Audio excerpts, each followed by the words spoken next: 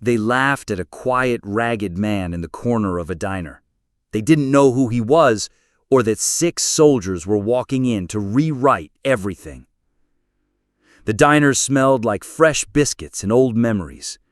Nestled on a back road in rural Ohio, it was the kind of place where everyone knew each other's names, and most visitors came for the gossip as much as the coffee. That morning, the usual hum of conversation paused for just a moment when he walked in. He looked worn, like the world had been using him as a doormat. His coat was ripped at the seams, his boots nearly soleless. A patched beanie clung to his head, doing little to hide the deep lines on his face or the faded scar beneath his left eye. He didn't speak, just nodded to the waitress and settled into the farthest booth by the window. Ordered a coffee, black, no sugar. And that was enough to spark the cruel whispers. At the booth near the middle, 2 women in their late 30s leaned over their table, giggling. One of them, a blonde in designer sunglasses resting on her head, snapped a photo of the man. "Ugh, he stinks," she muttered, not low enough to avoid being heard. The other smirked, "Probably just another drunk or addict. Can't they kick people like that out?" They laughed again, loudly this time. The waitress looked over with a flash of anger in her eyes, but didn't say anything. The man didn't flinch. He just took a slow sip from his mug and stared out the window like he was looking for something, or someone, who never showed up. If anyone had bothered to really look, they might have seen the truth in his posture. The way he held the cup with both hands, not shaking, not hunched, just steady, calm, like a man trained to be unshakable even in chaos. But no one noticed, because to them he was invisible, or worse, worth mocking. And yet, even as the whispers grew louder and the snickering more cruel, the man didn't say a word. He just waited. Then, precisely 20 minutes later, the front door opened, and the sound of 6 boots marching in sync cut through the laughter like a blade.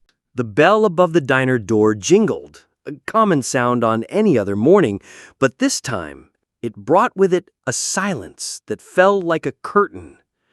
6 men stepped inside, boots polished, medals gleaming, uniforms sharp and pressed to perfection. They didn't laugh. They didn't even speak. They moved with the calm precision of those trained to survive chaos and to honor something greater than themselves. The 2 women stopped mid-snicker, their smiles dying instantly as they watched the group walk in. Something about the presence of those soldiers sent a chill down the room's spine. Even the fry cook paused mid-flip on the grill.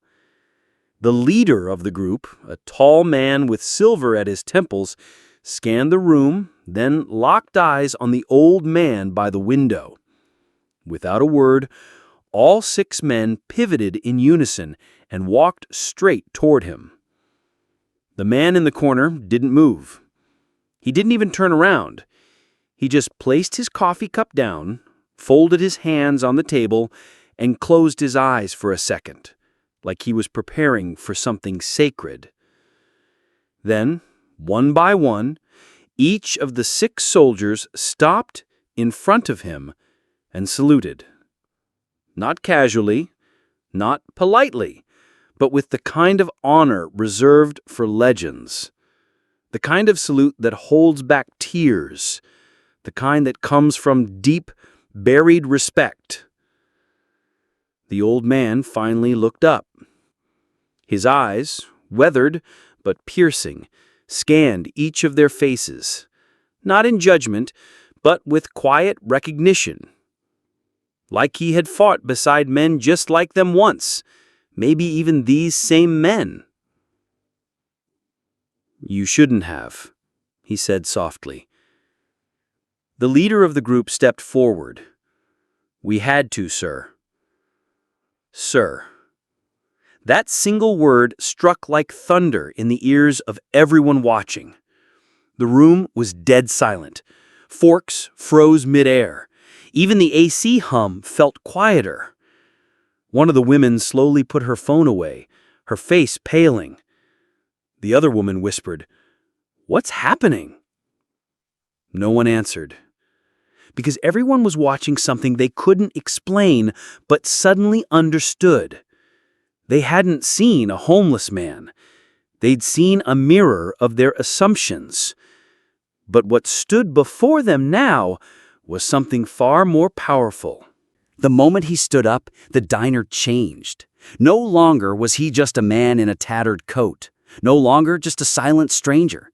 He stood tall, shoulders squared, gaze steady, and yet the entire room felt smaller in his presence.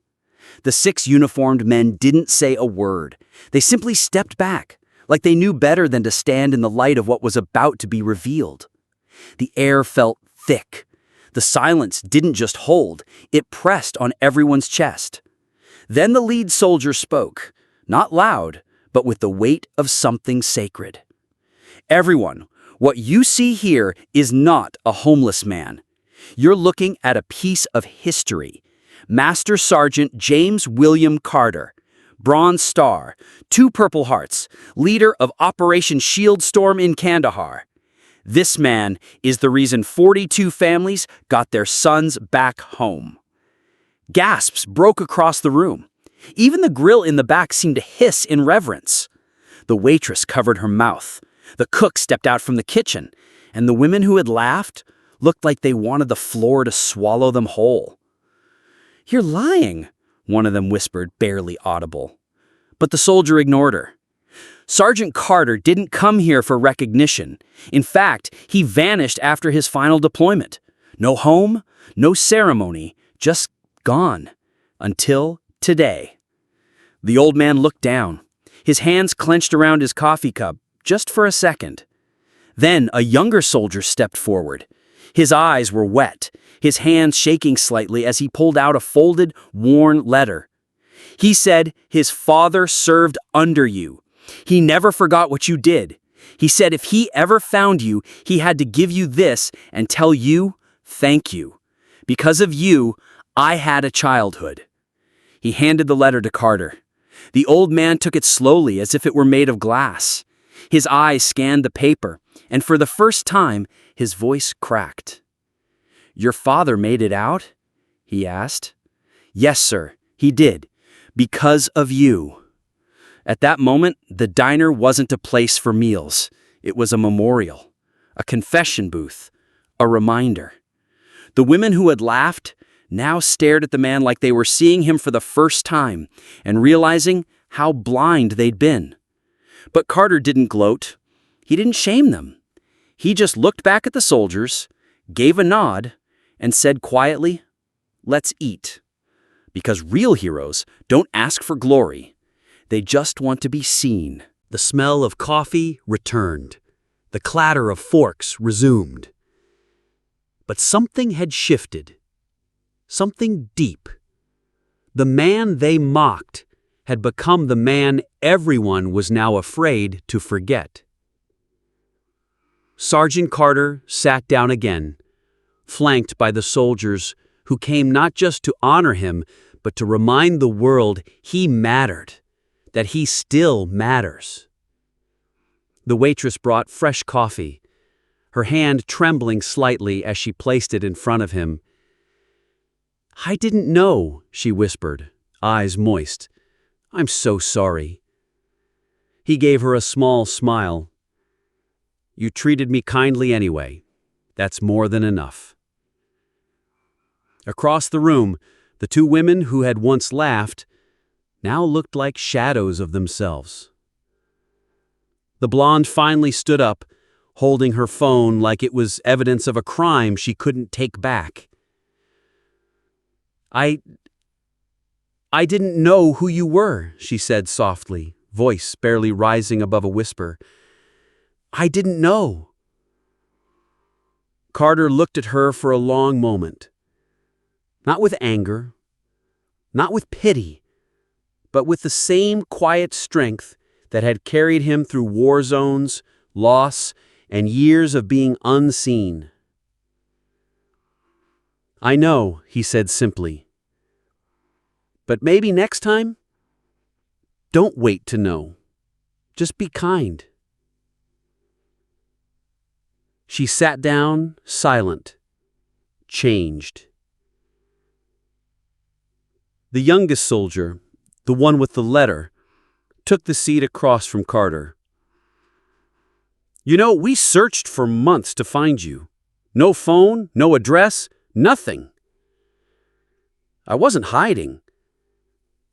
I was just tired of being saluted by people who didn't mean it."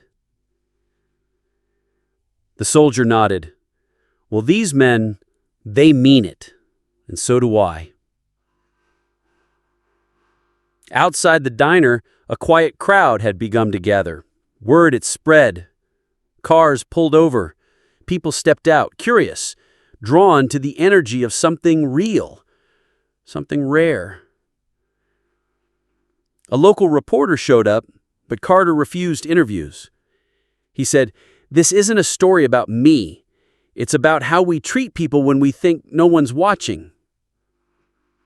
He stood, shook each soldier's hand, and began walking toward the exit. As he passed the women's table, they both looked up again, eyes red, hearts heavy. He paused. "You judged my clothes, my silence, my seat in the corner. But if I judged you the same way, I'd never have saved your sons." Their mouths dropped. Neither had said a word about having children, but somehow he knew. He tipped his head and walked out into the sunlight. No cameras, no parades. Just a man, once forgotten, now remembered by the only people who mattered. And for those in that diner that day, a lesson was burned into their hearts forever.